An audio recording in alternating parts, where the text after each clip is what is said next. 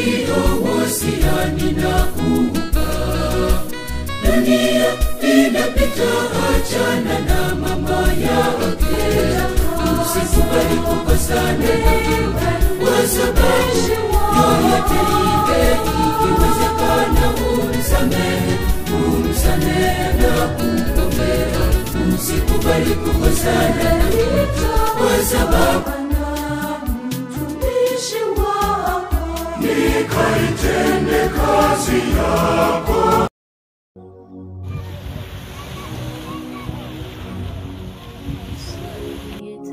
Baba moja mila. Sasa mimi ndio nimemwambia watu wawili 5,000 ndio nakubali. Tunasema unaingia na mtoto.